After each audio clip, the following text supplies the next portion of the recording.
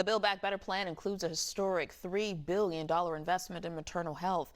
It's also including encouraging states to expand postpartum coverage for 12 months. Joining me now to have this discussion, we got Joia Crear Perry. She's the founder, also the president of National Birth Equity Collaborative. Welcome to BNC Live, Dr. Joia. All right, well, you heard what the vice president said, and I'm sure you know better than anyone. She said that having birth in the United States shouldn't carry such a great risk. Why? Black women 3 times as likely to die? What's up with that? Yeah, we know. In fact, in some places like New York City, it's 8 to 12 times more likely to die than their white counterparts. And My this is God. despite income, despite education. The CDC confirmed that Black women who have an advanced degree, have a college degree, were 5 times more likely to die within a year of childbirth than their white counterparts. So we recognize that racism and classism and devaluing of women in this country causes us to die at higher rates than our white counterparts. And we understand that if we don't invest in this $3 billion investment, it is transformative because it acknowledges that we have not invested in the health and the care of Black people and of women in this country. Dr. Joya, tell us more about that and where that money would go and how it would benefit us. Well, you mentioned an exciting thing, which is the 12 months postpartum. Truthfully, under the previous president, we were fighting for this as well because we know that the science is clear that having your Medicaid cut off within 6 weeks does not match the science. Women are dying. If you think of Erica Garner, Erica Garner died 6 months after her father was murdered. She was 6 months after having a baby, and her heart failed. She spent 6 months reenacting and fighting for justice for her father, and that injury, that harm of fighting for justice, of fighting against racism, also caused her to lose her life. So we are excited about the ability to have patients have coverage for 12 months because 6 weeks does not cover the time, does not match the science. We also are excited about investments in ensuring that there's what we call social determinants of health. So the things that people need to thrive, access to transportation, mental health, pregnancy anxiety is high.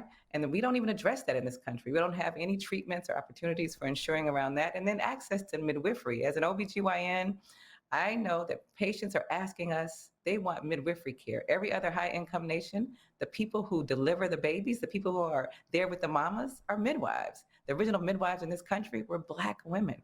And the racism in this country killed midwifery. And we replaced it with modern gynecology, with J. Marion Sims, the father of gynecology, who practiced on 3 Black women who were enslaved.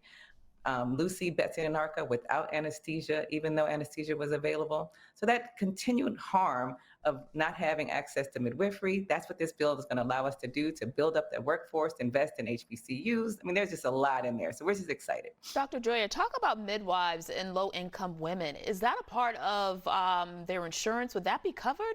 Or is that something that's Yes. only, oh, okay, please tell us more. Yes. Yeah, so right now, midwifery, we have very limited access to midwives in this country, even though they're standard in every other high income nation.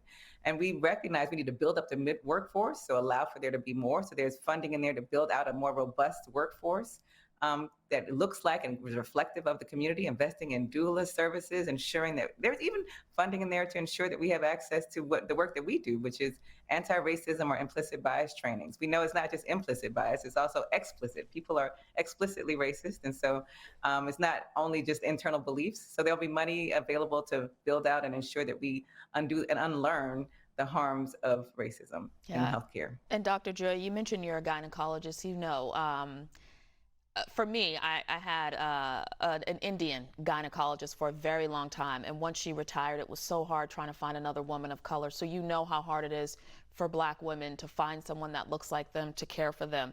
Talk about how you are, I guess, talking with your colleagues to make sure that they are not perpetuating stereotypes. You mentioned unconscious bias that some of them have that they're not even aware of.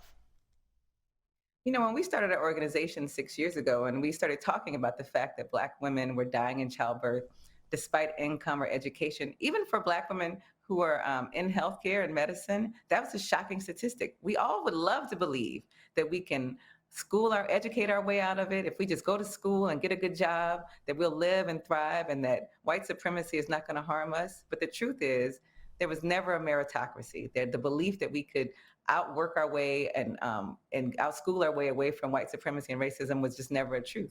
So we recognize that we talk to our colleagues, we no longer want to blame and shame Black people for their birth outcomes. I was taught in medical school in the late 1990s, which is not that long ago, that there were three biological races: Mongoloid, Caucasoid, and Negroid.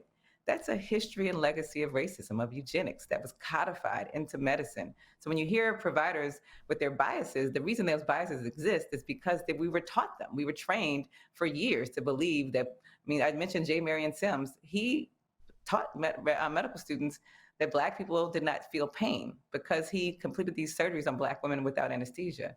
He ignored the fact that they were enslaved, and so their consequence of complaining of pain could be death.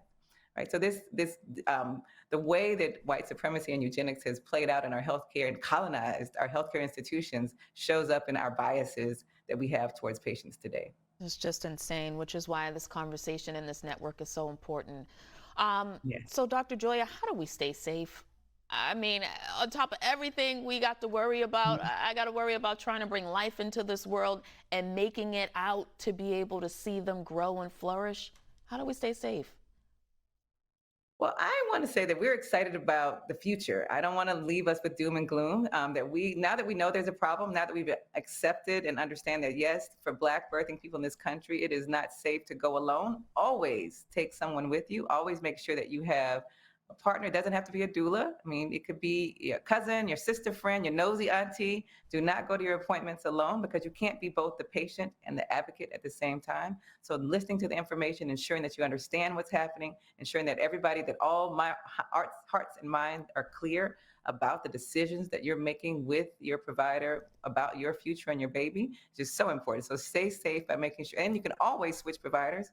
You don't owe them anything. So if you feel like they're not listening to you, and please change. And I know that's easy to say because a lot of places are deserts, and like you mentioned, people it's hard to find a provider. But if you don't feel safe, please find someone else to care for you, because you deserve to feel safe, you deserve to feel valued, and you deserve to thrive and be seen in the future. Yeah, that's why your mother named you Dr. Joia, because you didn't leave us with gloom and doom. Thank you for that, Dr. Joia. It Thank was a you pleasure very much. having you. Happy holidays. And here's a look at